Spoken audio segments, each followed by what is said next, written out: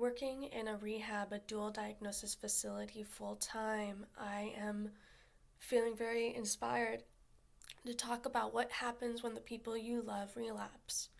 What happens when they go into that altered state of reality? The person you thought you knew has now become a shadow, a Dr. Jekyll, Mr. Hyde situation.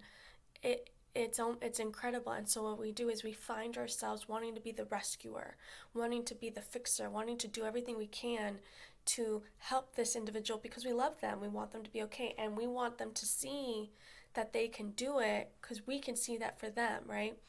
But what happens is that this person gets into active addiction, their mind gets distorted, and they cannot see clearly anymore. They go into a state of abandonment.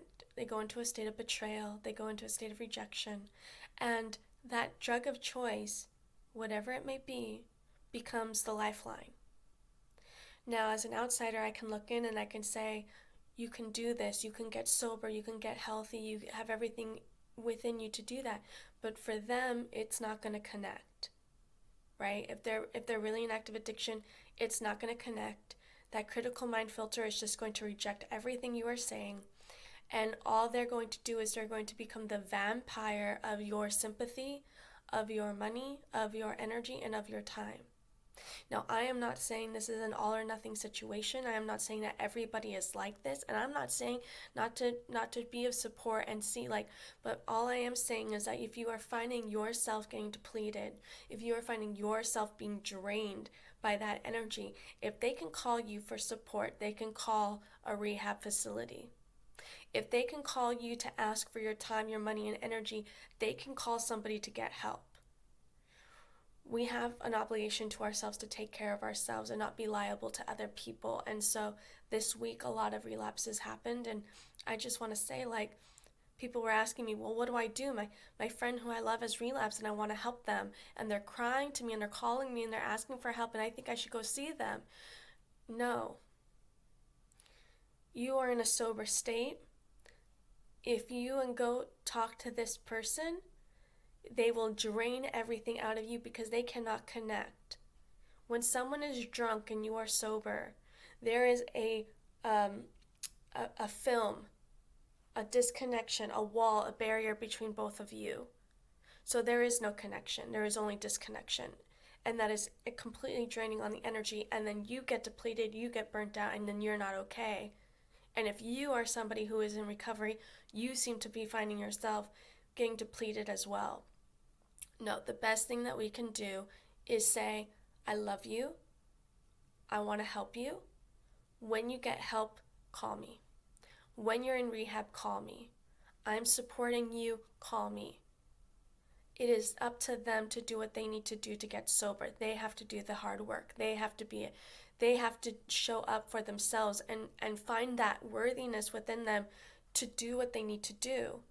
Anything else is enabling of this behavior.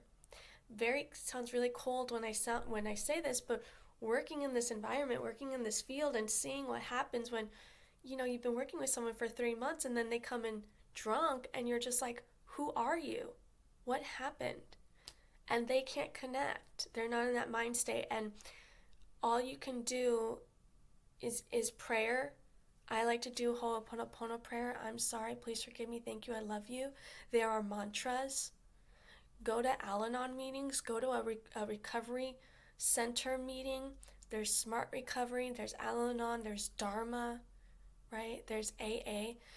Go and get support. Go to go somewhere where you can get the help that you need. Because if you are trying to swim and try to help someone who's drowning, you're going to drown with them if you don't have the self-love and the self-care you need to make it. Okay? And it's really important that this has nothing to do with you. Their relapsing, their active addiction has nothing to do with you. It is up to them whether they're going to maintain sobriety or not. It is up to them whether they're going to do it or not. And I just want to say for the record as well, the people that come to the rehab, they have one of the biggest hearts of people I've ever met. They're extremely vulnerable. They are extremely scared. They're very emotional, and they're hurting. These people are absolutely hurting, and that is why they go to this drug of choice in the first place. But they have to want it. They have to be willing to do what it takes to do it, and there's nothing and nobody that can do or say that is going to make them be sober. There is not enough love in the world that you can give to this individual. They have to give themselves that love, that discipline to make them do what they need to do. I just wanted to come on this and just explain this perception of what it's like to work in the facility, and to talk about how important it is to detach from other people's experiences, love them, pray for them, support them, but do not enable them to continue doing this bad behavior. Practice that detachment. Practice empowering them to do what they need to do to help themselves. Be the role model in your life. Get the help that you need to show them that it can be done, because it's up to every single person to show up for themselves. If you are struggling, please get support. I am sending lots of love and grace.